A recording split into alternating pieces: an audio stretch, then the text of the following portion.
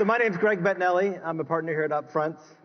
This is Mayor Eric Garcetti. Before we start, today is a special day, I understand? It is. Yes. It's my mother's birthday. Yes, and also your own. Correct. Today the mayor is 45 years old. That's right. Today. Happy birthday. Thank you. Thank you all. I wanted to share it with all of you, so. You're definitely the youngest mayor in attendance here today. Awesome. Yeah. Awesome. Yeah. I want to thank all the old mayors that are here. Thank you guys. So in all seriousness, special thanks. We know you have a lot going on. You were here 2 years ago at one of the first Upfront Summits. As important, I think, for those of you who don't know, Mayor Garcetti was a city councilman in this district for 12 years, 13th district. You started about the same time this place was open, correct? Yeah. My first year was the year this theater opened. Back then, the Kodak Theater, when people still used film. And this was, the first place that was built custom for the, Academy Awards. And you look at it at nighttime, you see it in, Academy Awards. It's built in this incredibly vertical way that was just beautifully done. And it brought the Oscars back across the street from where they started. A lot of people don't know, but the first Academy Awards were in the Blossom Room in the Roosevelt Hotel. So kind of bring history full circle and started the whole renaissance of this neighborhood again. So what do you think now? We're hosting an event. There's about 700 people here, leading tech influencers, obviously from Los Angeles, but around the world as well. I know you're very interested and excited about technology even before you're mayor. When you see what's happened, even in your 2.5 years, just at a global perspective. It's been breathtaking. It was one of my priorities to make Los Angeles the best platform for innovation, to embrace change, to welcome disruptors, to figure out a way to help guide them, and also offer this city, which I'm lucky as mayor because a lot of mayors don't have things like, I just came from the airport where we're opening up the people mover that I'm pushing forward to bring public transportation, an $8.5 billion redo. A lot of people don't control their own airport. We have the Port of Los Angeles, which is the largest port in the country. 43% of all the goods that come into the United States by ship come in through that port. The largest municipally owned utility, water and power. So, we have 45,000 traffic sensors, all these things which I went to companies when I first became mayor and said, help us help you, let's figure out partnerships, let's share data, let's open up City Hall, let's use technology to make City Hall better, and vice versa, see what City Hall could do to push technology out. And I've just been blown away. It kind of matches the exponential speed that tech itself is innovating. It's finally come to government, and I said that we have the best thing in the world, which is complete market share. But we have lousy products. People have great products out there, but not enough market share. We've got to figure out a way to come together, and we already are. And so many of you in the audience we've worked with, it's been a fabulous ride. And we're now the #1 tech jobs county in the country, more than Santa Clara County in the heart of Silicon Valley, more than New York, more than Boston, Cambridge. LA is the tech center of the world. So yes. He's as long LA as I am, so. Yeah. The Rams, and then did somebody say the Rams? Let me talk about the Rams for a second. Well, I think it's a good question. I'm going to ruin my order of my cards. I'm nervous enough as it is. So I don't think when you started the term that sports would be such a dominant part of the first 500 days, or the first 500 days, really. Yeah. We have an NFL team that's committed, possibly a second. We made a major push to get the NFL, the Olympics. Yep. We have another professional soccer team. Yeah. Could you imagine that was going to happen? It's funny. People always ask me, what's the biggest surprise when you become mayor? And I said, the biggest surprise to me is that some of the big things are so easy to do. Now, conversely, some of the small ones are so much more difficult than any of you could ever imagine. Like the smallest things to hire somebody takes the city 373 days, which you probably would go under if you took that long. But on the big side of things, I think sports has been one of those things, like transportation, like the airport, like work that we're doing in some of the main infrastructure, where I've been blown away, but not surprised, put it that way. This is because of our weather, because of our geography, because of so many things, already the sports capital of the world. I mean, if you take one measure, the London Olympics, we won 90 medals from Los Angeles. So people either from Los Angeles or who train here won 90 medals. That was second only to the United States. Wow. You go to UCLA and USC. It's rare to have two universities with such intensely, accomplished sports programs. You never have two of them, let alone one even in a city. We have both. And I think that, the one missing piece of our resume was an NFL team. We played 20 years, to mix my sports metaphors, of hardball with NFL saying we're not going to subsidize a stadium. And we have the market to finally win that argument and Stan Kroenke made a great choice. Inglewood did a great proposal, and the NFL was smart enough to take advantage.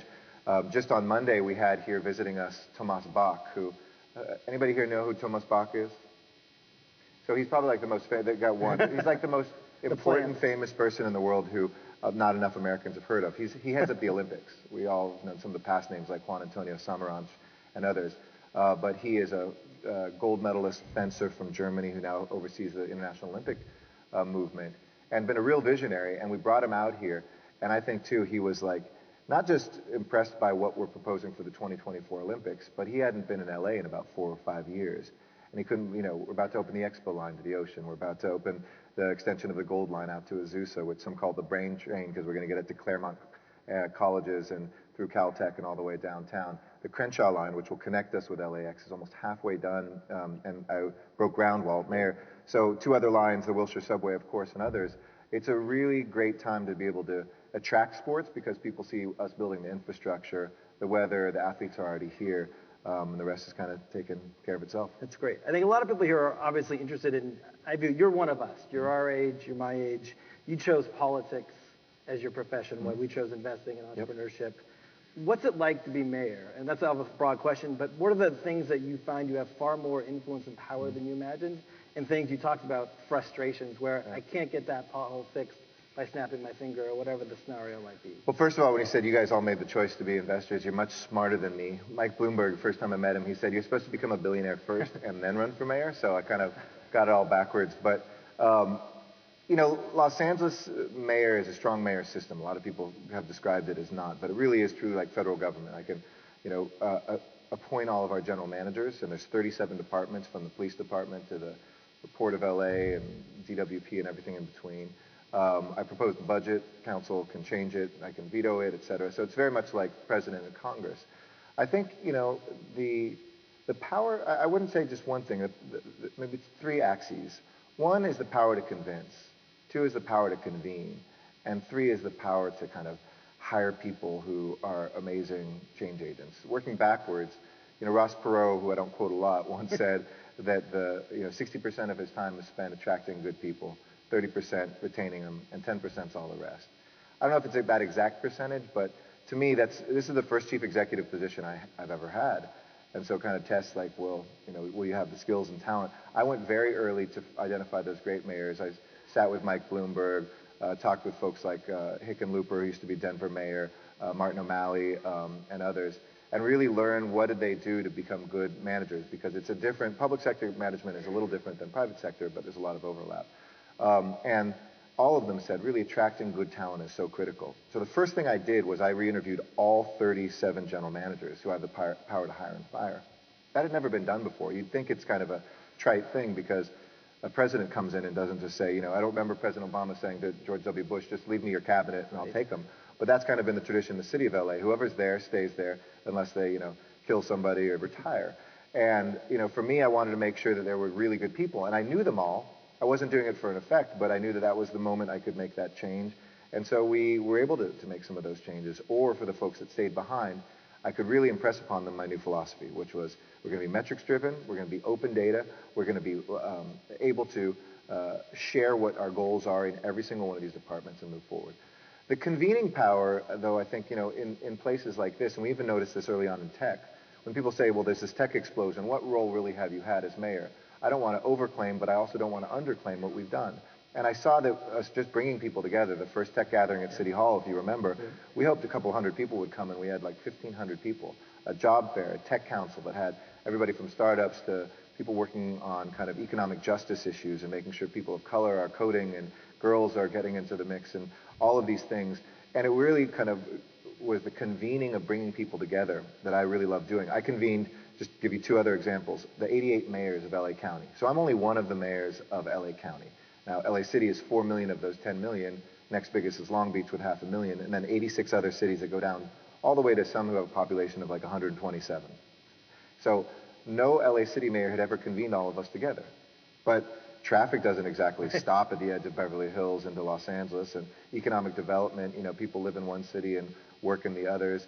So that has been a really good forum for convening. Did the same thing with our university chancellors and presidents. I brought UCLA, USC, all these places together because something I heard from the tech industry is, why are we losing all of our engineers? 58% of them, the only city in the country with 3 top 25 universities, but 58% of our engineers leave.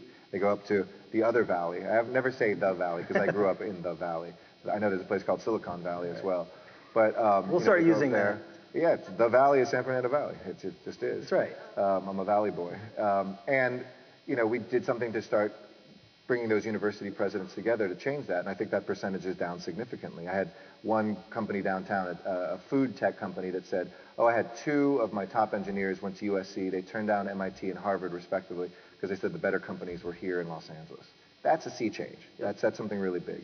And then the first thing that I said was our power also to make sure that you kind of set out a vision, and to me that's been the best. The most frustrating part is probably the bureaucracy and working through that, that it takes me so long to hire something, that the rules of City Hall don't really measure up to the way people are living their lives.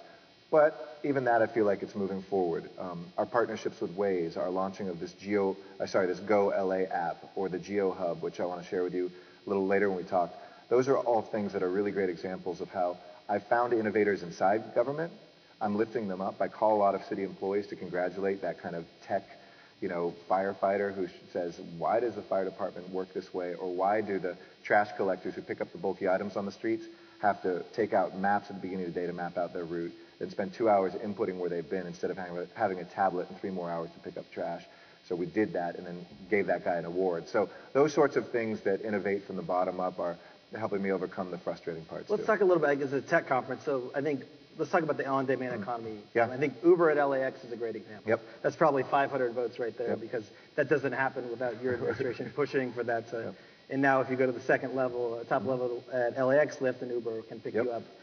Talk us through a little bit of the Airbnbs, the Ubers, even a business like ours, Hop, Skip, Drive, Yeah. where we're playing in a world where you have pros and cons. You have neighbors who don't like Airbnb. You have taxi drivers who don't have Uber. You have technology pushing a lot of change, and you have point of views of a lot of different constituents. How do you tackle this? So I saw a lot of cities and even political leaders building walls around the disruptors and trying to keep them out and trying to let other cities do it first so that they could then say, okay, if it's going to happen, it's going to happen this way. I tend to think the other way around, which is in Los Angeles, break down the walls, bring them in, and help guide them towards the sort of responsible ways that they can do well for their business and do well for a city. Because all of these run into regulatory and governmental barriers that will become very sharp if they don't figure out a way to coexist with them.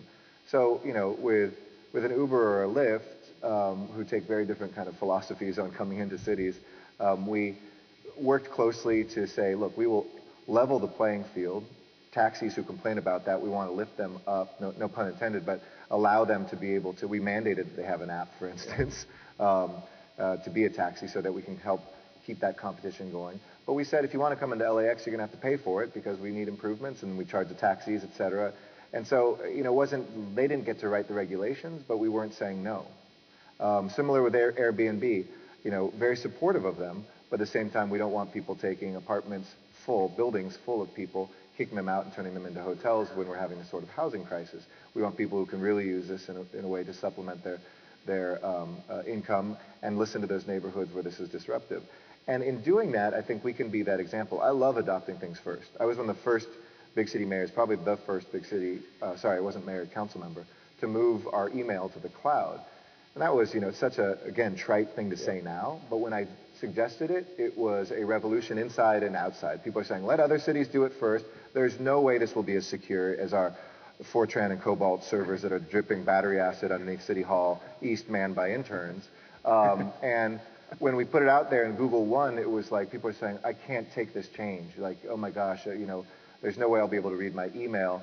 Well, a few years later, productivity's up. We don't have to spend money on that part of IT. And I look at that in the same way in the city at large. What can we do to help guide it, embrace it, and then be the leader because we get to help establish the standard. We were the first city to partner with Waze on sharing data both ways. They love it because we're their #1 customer, not surprisingly in America, #2 in the world.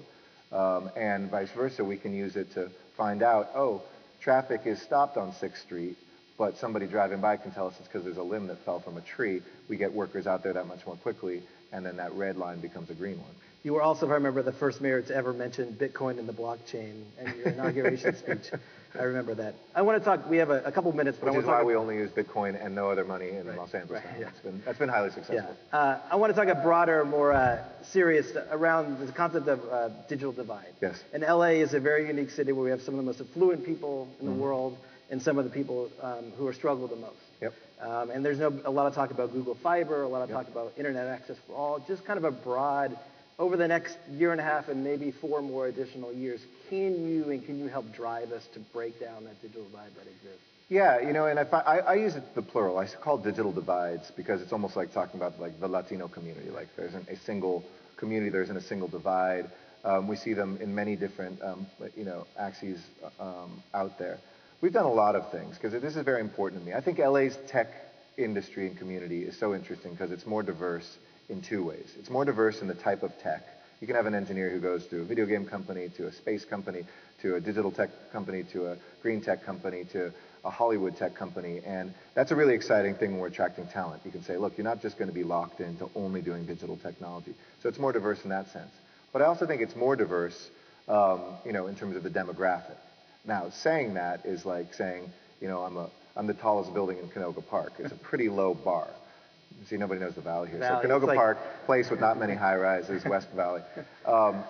And to me, it was really important early on that we figure out ways to get into invest in a generation of can the next Mark Zuckerberg be an African-American girl in South LA? Or we see the entrepreneurship, coming from an immigrant from Guatemala. Because already, if you look at entrepreneurship in Los Angeles, we're the most entrepreneurial city, a big city in America. 1 out of about 172 residents is an entrepreneur. Sorry, 1 out of every 72. And we wanted to support that. So we did a number of things. One, we started working with computer science teachers already in LAUSD schools. We did something called Silicon South to take those and to begin to help them accelerate the coding teaching that they were doing in some of the kind of Black Latino historically poorest schools in the city. And that's already bearing fruit. They've been honored by the White House. They've been app developers. There's a whole generation of folks coming up in the city. Second, we looked at girls who code and really emphasizing getting more girls, working with folks like Jessica Alba and others who say, I want to hire over at Honest, more women programmers. I can't find them. So we've been very intentional about that and had our first kind of girls and women who code weekend in the city of LA. Third, we're looking at just what we can do for the entire city. If you lift up broadband speeds throughout the entire city, you're lifting up people of color and lower income areas by definition. So since I've been mayor, our broadband speeds have gone up about between 5.5 and 6-fold. Now, that's something we don't talk a lot about, and you say, well, what do you have to do with that? I went in very early to say, we want to set up our permitting system for build-out of infrastructure to be the best in the country. And so it wasn't a mistake that a couple months ago, both Google Fiber and AT&T with the whatever their similar program came and announced 2 days in a row, Gigapower, I think, 2 days in a row that they're going to be building out. Actually, AT&T already is offering it in downtown already, speeds that are up to 200 times faster than what people had today. And when I talked to the Google Fiber folks, they said one of the reasons we're coming to Los Angeles, because they had the mayor of San Jose, who's a friend, saying, oh, we want to be right there at the cutting edge too of a big city. They said, well, you need to line up your stuff to look more like Los Angeles's. That's not something we heard 3 years ago, but we are hearing now. And then finally, we're going into those lowest income areas and really helping out. The city of Los Angeles had about 40,000 excess old computers that we got from ourselves and government agencies. We are we're taking them, we're rehabilitating them, rehabbing them, and through our city's rec and park programs, we're putting them back out in the community so people get free new computers. And in our public housing projects, we are going in and actually wiring Wi-Fi and hardwiring in so that folks in places like Jordan Downs and Watts can grow up having the connectivity, because there's still a lot of households you'd be surprised that don't have any at home. It's great. Your staff is going bonkers behind us, so we had you for a limited amount of time, but I figured you're in charge. If you want. I'm in charge. I got one more question. Okay, sure. Instagram. Yes. I do have a press conference, so yeah, they're probably right. Go ahead. Using it more or less than you were when you started as mayor? Definitely more than when I started. You have 80,000 followers, not as many as Kylie Jenner, but No. It was so funny. I think I got my first call from the New York Times a few months after I was in office, and they said, we want to write a story on you. I said, awesome. Which initiative? And they said, your Instagram account. And that weekend I went from, I don't know, 8,000 to 9,000. It was the same weekend that, what's her name, who was with Donald Sterling, with the... That's sitting courtside with the face? No, the woman who he was, his girlfriend, yes. Went to 2 million followers. And to put in perspective, you can get a New York Times profile and gain 1,000 followers. Or Stiviano, is that her name? You can wear a pink face mask and you can get 2 million. I love Instagram, and I try to do with my social media as much as possible. I do have my kind of official, more political, but even that one, we try to be inventive, creative. But with my personal ones, Instagram, I didn't want to be one of those politicians like, look at another picture of me with somebody cool or cutting a ribbon. So it's usually my eyes out at the city, not the city's eyes in at me. And I think, that's why it's kind of it's like my poem to the city. This is where I am. I have a perspective sometimes from a stage or driving to a part of town that a lot of people don't go to. I went from, this morning from graduating class of firefighters down in San Pedro Harbor to up here to the opening, just before the LAX opening that we were doing. Terminal 2 now looks absolutely gorgeous, to a press conference on a crime that we've solved downtown. So I hope to use social media to show people their own city, not to brag about myself, and I hope that's been a successful strategy. Thank you so much. You've done great things for us, and hopefully we'll continue. Thank you all very much. Appreciate it.